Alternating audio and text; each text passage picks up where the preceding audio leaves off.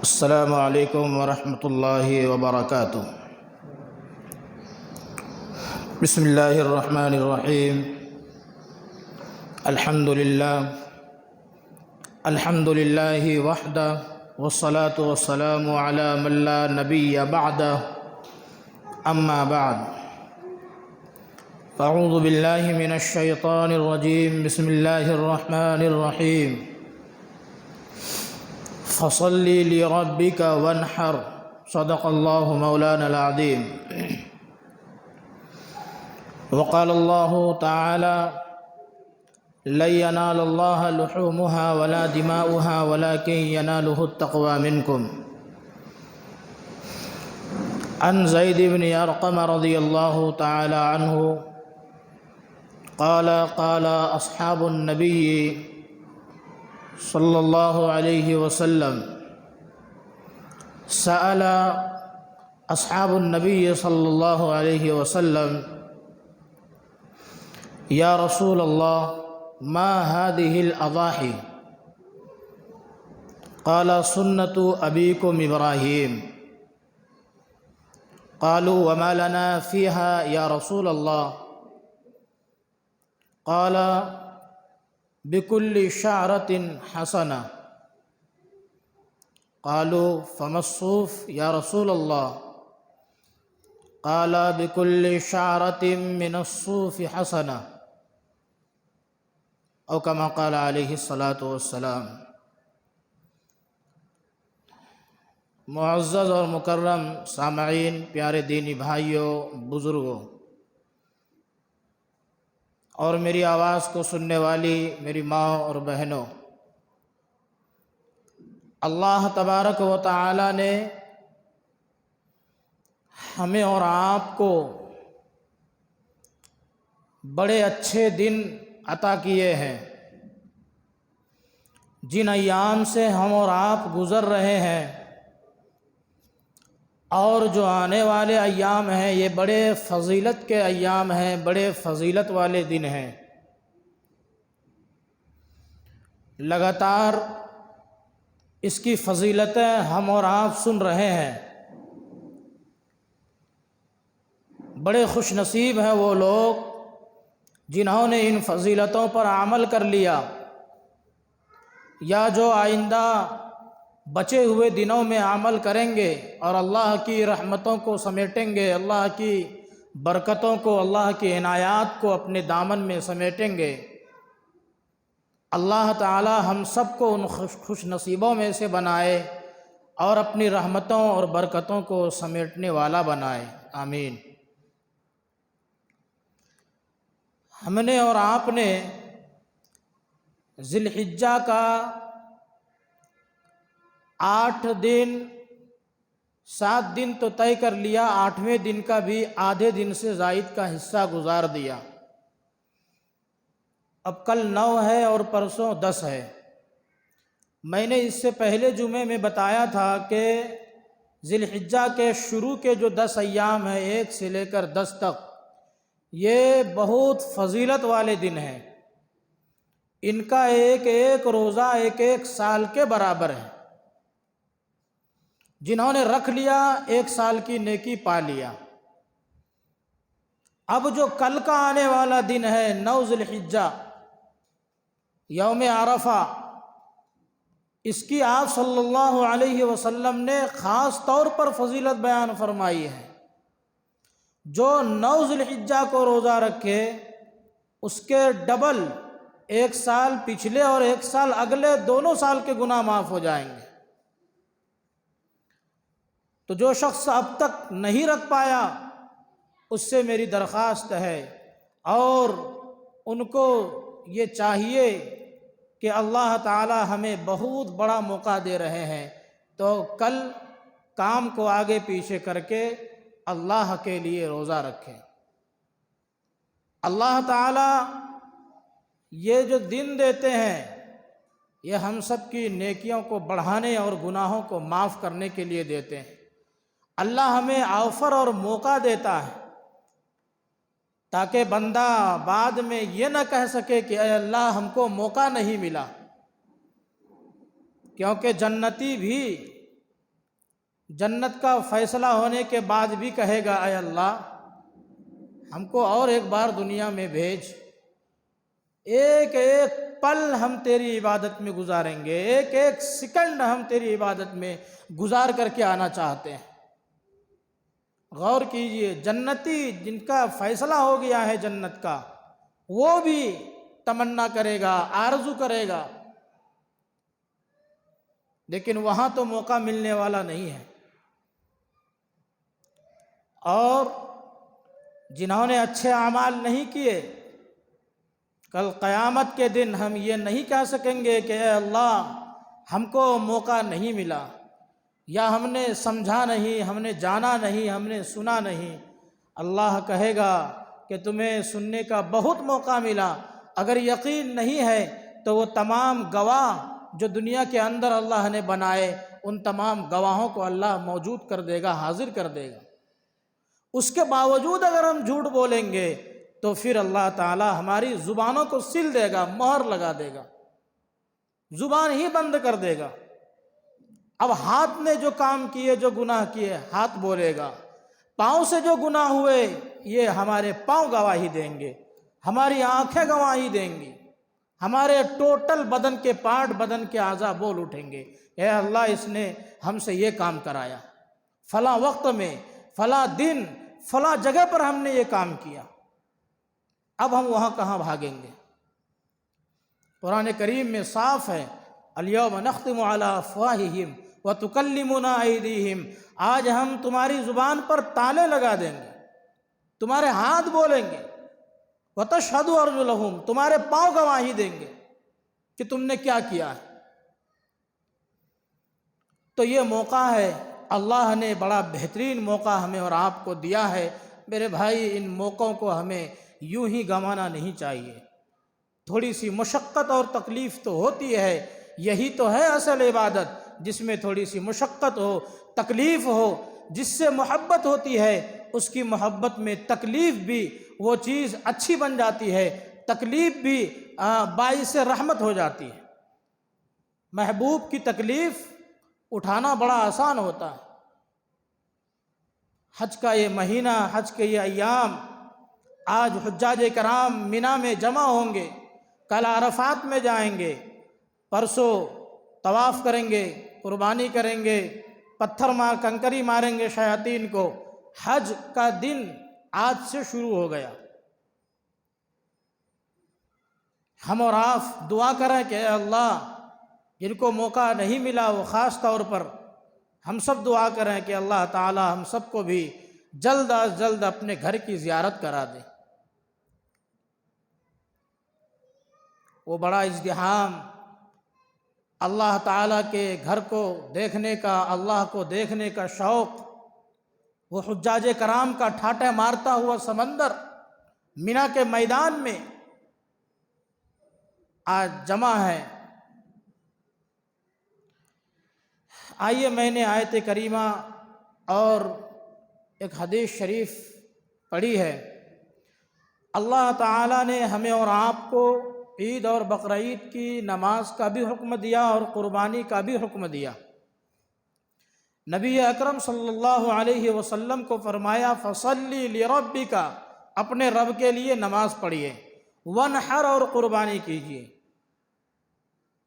کبار مفسرین، جو سابقین مفسرین ہیں، صحابہ کرام سے لے کر کے آج تک کے اکثر مفسرین کا کہنا ہے کہ فصلی لربک سے مراد بقرعید کی نماز ہے۔ اللہ ہم کو بقرعید کی نماز کا حکم دے رہا ہے نبی کے ذریعے سے، اور قربانی کا بھی حکم دے رہا ہے۔ اس کا مطلب یہ ہے کہ قربانی واجب ہے۔ اللہ کا کوئی حکم یا تو وجوب کے لیے ہوتا ہے یا استحباب کے لیے ہوتا ہے، لیکن یہاں اللہ تعالیٰ صاف طور پہ کہہ رہا ہے اے نبی اپنے رب کے لیے نماز پڑھیے اور قربانی کیجیے۔ تو نماز بھی واجب، یعنی عید الاضحیٰ کی نماز، اور قربانی بھی واجب۔ کیوں؟ اس لیے کہ آپ صلی اللہ علیہ وسلم جب سے مدینہ تشریف لائے اس وقت سے لے کر کے وفات تک آپ نے کبھی قربانی کو ترک نہیں کیا۔ ہمیشہ آپ نے قربانی کی۔ اور فرمایا من وجد ساعتاً ولم یضحِ فلا یقربن مصلانا، جس آدمی کو وسعت ہو، جو آدمی صاحب نصاب ہو، جس کے پاس اتنا مال ہو جو نصاب تک پہنچ جائے اور وہ قربانی نہ کرے تو وہ ہمارے عیدگاہ کے قریب بھی نہ آئے۔ میں نے اس سے پہلے بتایا تھا کہ نصاب کیا ہے۔ آپ اور ہم جانتے ہیں کہ زکوٰۃ کا جو نصاب ہے وہی قربانی کا بھی نصاب ہے، یعنی 52.5 تولہ چاندی کی قیمت کے بقدر اگر کسی کے پاس روپیہ ہو، پیسہ ہو، یا ضرورت سے فاضل، ضرورت سے زائد ایسا سامان ہو جس کی قیمت اتنی پہنچ جائے۔ اب آپ کے شہر میں کیا ریٹ ہے؟ تقریباً 40 سے 42 ہزار تک 52.5 تولہ چاندی کی قیمت آج کے حساب سے پہنچتی ہے۔ ہر شہر کا الگ الگ ریٹ ہوتا ہے، روزانہ بھاؤ گرتا اور چڑھتا ہے، لیکن جو عام قیمتیں ہوتی ہے تقریباً کا مقدار بھی ہم لگائیں تو 40 یا 42 ہزار، تو ایک سیدھا حساب 40 ہزار کا مان لیجئے۔ اگر کسی کے پاس ضرورت سے زائد موبائل ہمارے پاس ہے 1 لاکھ کا ہے، لیکن ہم کو ہر وقت اس کی ضرورت ہے، تو یہ ہماری ضرورت میں ہو گیا، یہ ہماری ضرورت سے زائد نہیں ہے۔ موٹر سائیکل ہمارے پاس ہے 1.5 لاکھ کی ہے وہ، لیکن اس کی ہمیں ہر وقت ضرورت ہے، تو وہ ہماری ضرورت میں داخل ہے، وہ ضرورت سے فاضل اور زائد نہیں ہے۔ کتنا ہی بڑا سامان ہو، ٹرک ہمارے پاس ہے، ٹرالی ہمارے پاس ہے، 2 لاکھ کی، 5 لاکھ کی، 10 لاکھ کی، 50 لاکھ کی گاڑی ہمارے پاس ہے، اور وہ ہماری ضرورت کی چیز ہے، تو شریعت نے آپ کے ضرورت کے سامان میں چاہے وہ کتنی ہی قیمتی ہو، وہ چیز کتنی ہی قیمتی ہو، آپ پر نہ زکوٰۃ فرض کیا ہے اور نہ صدقہ فطر واجب کیا ہے اور نہ ہی قربانی واجب کیا ہے۔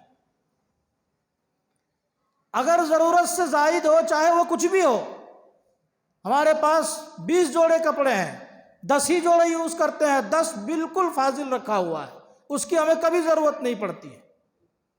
ہمارے پاس دکان ہے، تجارت کے کپڑے ہیں، ضرورت سے زائد کچھ بھی ہو، اس کی ضرورت نہ پڑتی ہو، فاضل رکھا ہوا ہے وہ سامان، وہ چیزیں ایسے ہی رکھی ہوئی ہیں، ہم یوز نہیں کر رہے ہیں، اب ان تمام کی قیمت کو جوڑا جائے گا، اگر 40 یا 42 ہزار کی قیمت تک پہنچ جائے تو آپ پر قربانی واجب ہے۔ اور قربانی واجب ہونے کے لیے سال گزرنا ضروری نہیں ہے۔ قربانی کے 3 دن ہیں، 10، 11، 12 ذی الحجہ تک سورج غروب ہونے سے پہلے ہم قربانی کر سکتے ہیں، تو سورج غروب ہونے سے پہلے بھی 12 ذی الحجہ کو اگر کسی کے پاس اتنا مال آ گیا اور اس کی ضرورت نہیں ہے تو اس پر بھی قربانی واجب ہے۔ اس مسئلے کو آپ پہلے بھی سمجھ گئے ہوں گے، نہیں تو اب سمجھ لیجئے یا بعد میں خوب اچھی طرح پوچھ کر سمجھ لیجئے۔ اب جس کے پاس اتنا مال ہو اور وہ قربانی نہ کرے، آپ صلی اللہ علیہ وسلم کی بڑی سخت تاکید ہے اور بہت زبردست طریقے سے آپ صلی اللہ علیہ وسلم نے ڈانٹ اور پھٹکار کیا اس پر کہ وہ شخص میرے عیدگاہ کے قریب بھی نہ آئے۔ غور کیا جائے، عیدگاہ میں کون جاتا ہے؟ صاحب ایمان، ایمان والا۔ آپ صلی اللہ علیہ وسلم اپنے عیدگاہ سے اس کو باہر کر رہے ہیں، اپنی جماعت سے اس کو باہر کر رہے ہیں۔ اس کا صاف مطلب ہوتا ہے کہ قربانی بہت اہم چیز ہے، بہت بڑی اور اہم عبادت ہے۔ اگر کسی شخص کو وسعت ہے اور وہ قربانی نہ کرے تو پھر بہت سخت اس کے لیے وعید ہے۔ اسی لیے قربانی واجب ہے ہر ایک کے ذمے میں جو صاحب نصاب ہو، اور قربانی کے دنوں میں قربانی سے زیادہ بڑا کوئی عمل اللہ کے نزدیک نہیں ہے۔ ہم کروڑ روپیہ ان دنوں خرچ کر لیں، غریبوں کے دے دیں، اگر مال ہے قربانی نہیں کر رہے ہیں تو اللہ تعالیٰ کو وہ محبوب نہیں ہے۔ ان دنوں میں، قربانی کے دنوں میں آپ صلی اللہ علیہ وسلم نے صاف فرمایا، قربانی کے دنوں میں اللہ تعالیٰ کو قربانی سے زیادہ، خون بہانے سے زیادہ کوئی محبوب اور پسندیدہ عمل نہیں ہے۔ اگر کوئی یہ سوچے کہ ہم کیوں 20,000 کا بکرا قربان کریں، اس سے بہتر ہے کہ ہم غریبوں کو دے دیں، تو یہاں یہ بہتر نہیں ہے۔ آپ کے نزدیک ہو سکتا ہے، لیکن ہم تو شریعت پر چلنے والے ہیں، ہم تو اللہ اور اس کے رسول کے احکامات پر چلنے والے ہیں۔ اللہ کے رسول نے ہمیں جہاں جس طریقے سے کرنے کو کہا، ہم اس طریقے پر کریں گے تو ہماری کامیابی ہے۔ تو اس سے یہ سمجھ میں آیا کہ قربانی ہمارے ذمے میں واجب ہے اور یہ بہت بڑا عمل ہے۔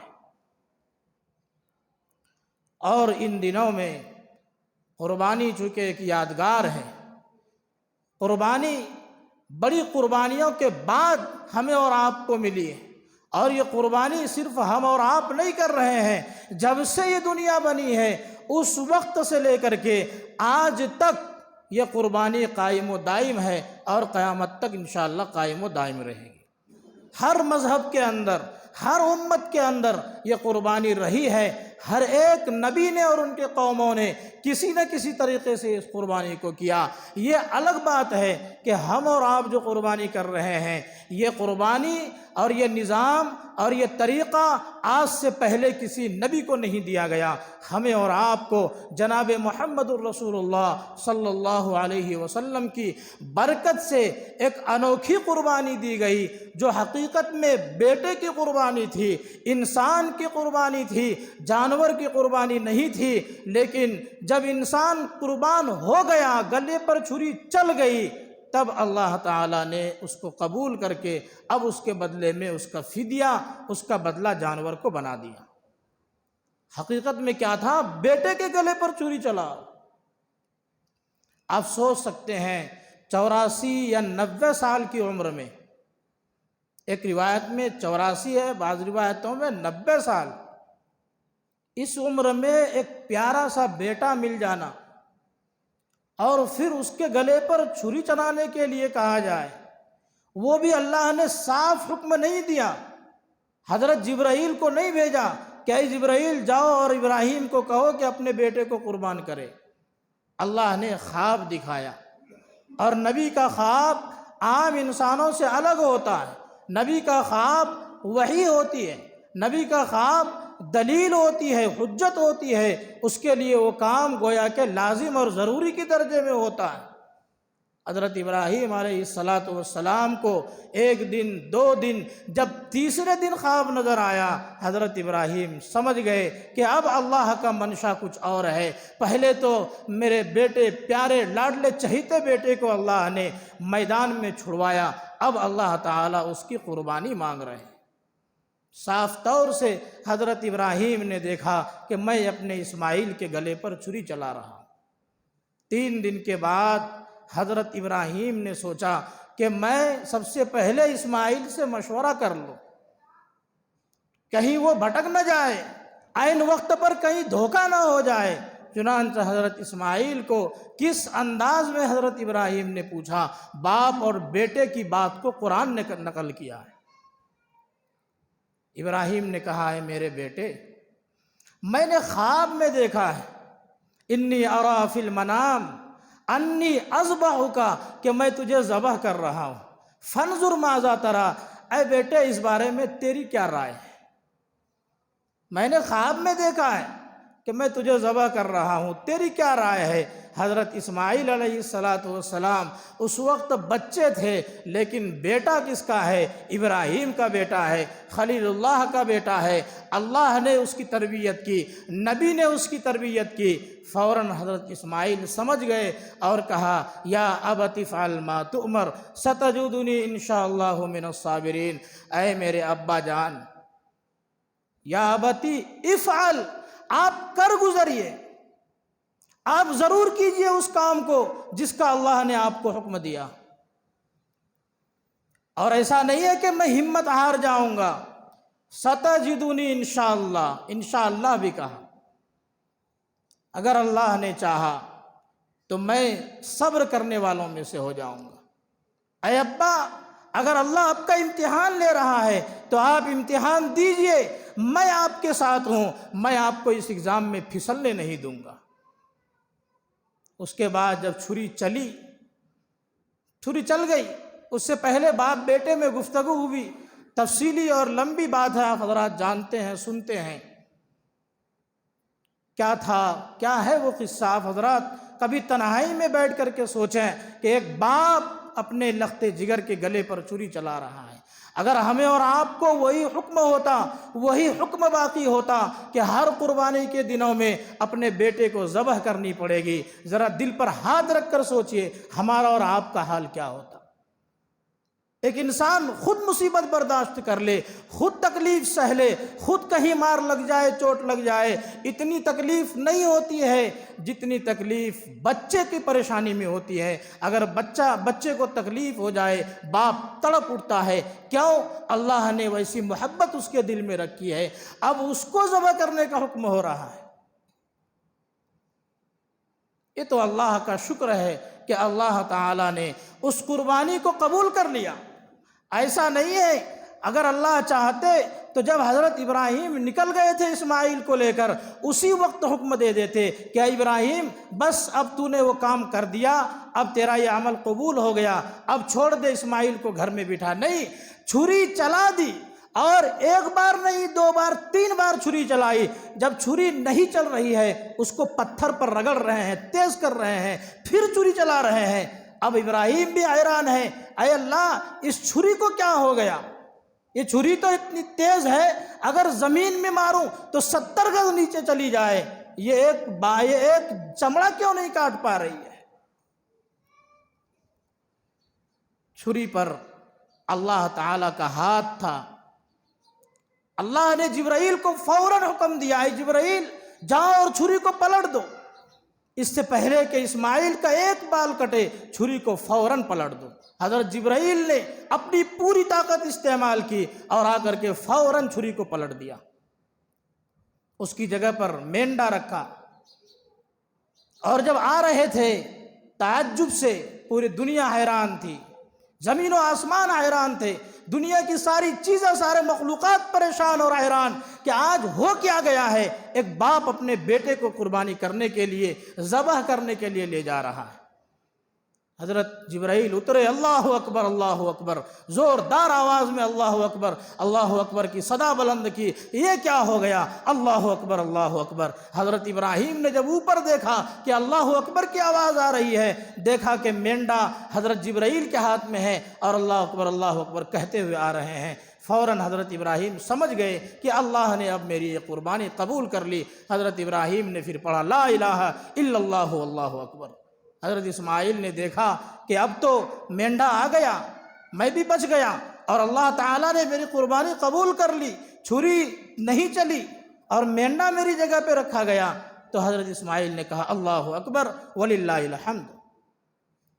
یہ تکبیر تشریق ہے جو ہم اور آپ پڑھتے ہیں 9 ذی الحجہ، یعنی کل کی فجر سے لے کر کے 13 ذی الحجہ کی عصر تک ہر مسلمان، مرد، عورت، مسافر، مقیم، یعنی چاہے وہ سفر میں ہو، چاہے گھر میں ہو، چاہے تنہا پڑھنے والا ہو، چاہے امام کے ساتھ پڑھنے والا ہو، چاہے امام کے ساتھ کچھ رکعتیں چھوٹ گئی بعد میں رکعت پوری کرنے والا ہو، ہر شخص کو ہر فرض نماز کے بعد 1 مرتبہ پڑھنا واجب ہے۔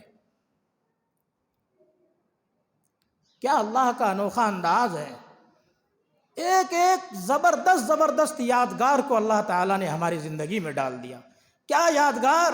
ایک معزز سید الملائکہ، اتنا بڑا فرشتہ، تمام فرشتوں کا سردار، اس کی تسبیح، اولو العزم نبی حضرت ابراہیم، اس کی تسبیح، اسماعیل کی تسبیح، تینوں کی تسبیح کو بھی قیامت تک، تینوں کی بات کو قیامت تک زندہ رکھ دیا۔ ایسی زبردست قربانی تھی حضرت ابراہیم کی، تو اللہ تعالیٰ نے بھی زبردست انعام دیا۔ اے ابراہیم ایسا انعام دوں گا کہ تو بھی یاد رکھے گا، قیامت تک یہ تیری باتیں یاد رہیں گی۔ قیامت تک ان تمام باتوں کو یادگار بنا دیا۔ اور اللہ تعالیٰ نے سب سے بڑا انعام جو حضرت ابراہیم کو دیا آپ اور ہم یاد رکھیں وہ آپ صلی اللہ علیہ وسلم کا تحفہ ہے۔ ہمارے نبی آخر الزماں حضرت ابراہیم اور اسماعیل کی اولاد سے ہے۔ کیوں؟ ان کی قربانیاں اور ان کی محنتیں، اللہ کو ان کا امتحان اتنا پسند آیا کہ اللہ تعالیٰ نے نبی آخر الزماں کو انہی کے خاندان میں، انہی کے نسل میں دینے کا فیصلہ فرما لیا۔ تکبیر تشریق، اگر امام نماز پڑھا رہا ہو یاد نہ رہے تو مقتدی کو بلند آواز سے پڑھ دینا چاہیے۔ جو جماعت کے ساتھ نماز پڑھ رہا ہو وہ تو بلند آواز سے پڑھیں گے، جو اپنی الگ نماز پڑھ رہے ہوں یا عورتیں گھر میں نماز پڑھ رہے ہوں تو وہ آہستہ آواز سے پڑھیں۔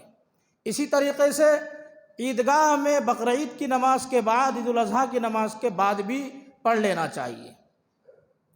اور اگر 3 مرتبہ پڑھتے ہیں تو یہ بھی درست ہے، 3 مرتبہ کا ہمیں ثواب ملے گا، لیکن 3 مرتبہ پڑھنا سنت نہیں ہے، اس لیے کہ آپ صلی اللہ علیہ وسلم نے ایک ہی مرتبہ کا حکم دیا ہے، 3 مرتبہ کا حکم نہیں دیا، تو یہ سنت سے ثابت نہیں ہے۔ اگر پڑھیں گے تو کوئی حرج نہیں ہے، ہمیں ثواب ملے گا، کیونکہ اللہ کا ذکر ہے اور ذکر میں تو بہرحال ثواب ہے، اور افضل الذکر ہے لا الہ الا اللہ، اس میں پڑھتے ہیں تو 3 مرتبہ بھی اگر پڑھے تو کوئی حرج نہیں ہے، لیکن 1 مرتبہ پڑھنا ہر شخص کو واجب ہے۔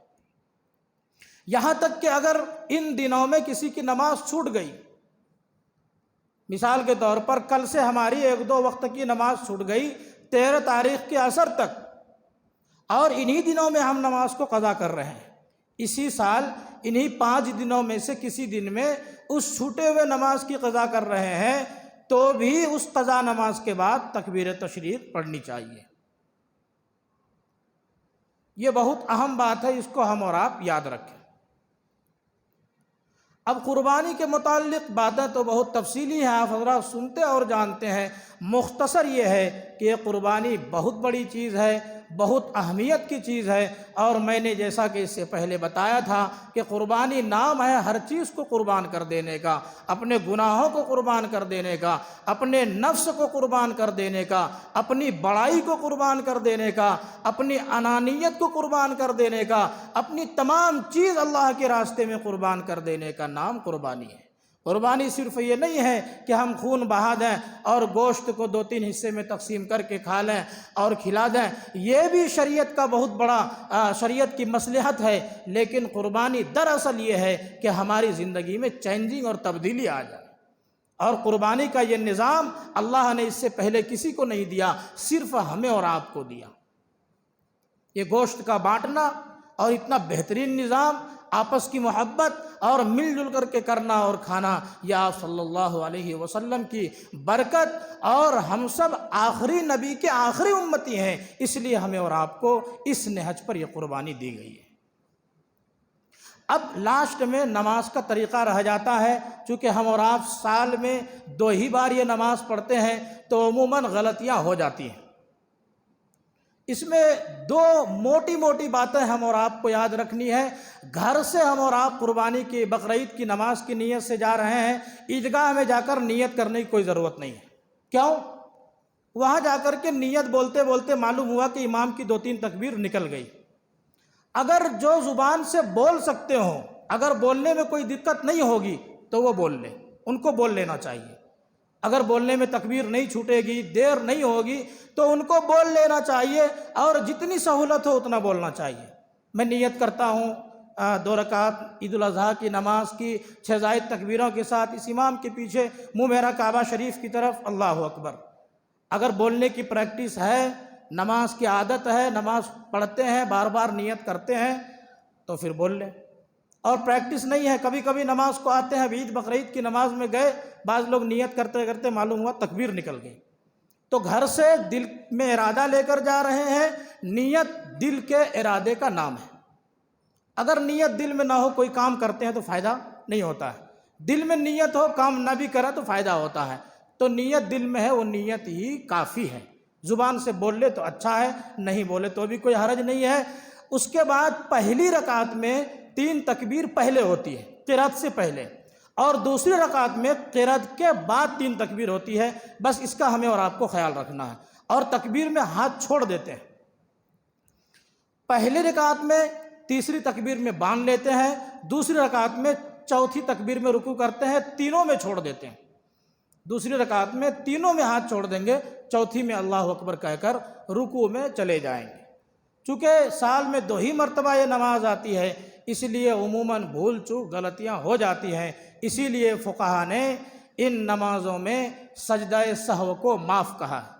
اگر غلطی ہو گئی، امام سے بھی غلطی ہو گئی، تکبیر چھوٹ گئی، نہیں کہہ پائے اور بھول گئے، بعد میں یاد آئی، تو بھی سجدہ سہو اگر نہیں بھی کرے تو بھی کام چل جائے گا، نماز ہو جائے گی۔ بلکہ اگر زیادہ بھیڑ ہو، ازدحام ہو، لوگوں کا زیادہ مجمع ہو تو سجدہ سہو نہیں کرنا چاہیے، معاف ہے۔ اللہ نے عید اور بقرعید کی نماز سے سجدہ سہو کو معاف کیا ہے۔ اب ایک چھوٹا سا مسئلہ 2 منٹ کا، اگر مثال کے طور پر لیٹ ہو گیا، کوئی لیٹ سے آیا، امام صاحب ثنا پڑھ کے تینوں تکبیر کہہ کے قرات شروع کر دیے، بعض مرتبہ ہوتا ہے، اب وہ آدمی پریشان ہے، بعد میں لڑائی ہو جاتی ہے، یہاں تک نوبت پہنچ جاتی ہے بعض جگہ، تو اس کو بھی گھبرانے کی ضرورت نہیں ہے۔ عید اور بقرعید کی نماز واجب ہے، کوئی فرض نہیں ہے۔ اگر چھوٹ بھی گئی توبہ استغفار کر لے، بعد میں اس کی قضا بھی نہیں ہے۔ تو اگر وہ بعد میں آیا تو جلدی جلدی وہ اللہ اکبر کہہ کر نیت باندھ کر اللہ اکبر اللہ اکبر اللہ اکبر کہہ کر امام کے ساتھ شریک ہو جائے۔ اگر امام ابھی قرات میں ہے تب تو آرام سے کہہ سکتا ہے ہاتھ اٹھا کر۔ اگر اتنی لیٹ سے آیا کہ امام رکوع میں چلا گیا تو اب کیا کرے گا؟ اب بھی اس کو گھبرانے کی ضرورت نہیں، فوراً آئے اللہ اکبر اللہ اکبر اللہ اکبر اللہ اکبر، رکوع میں چلا جائے۔ سمجھیے گا بات کو۔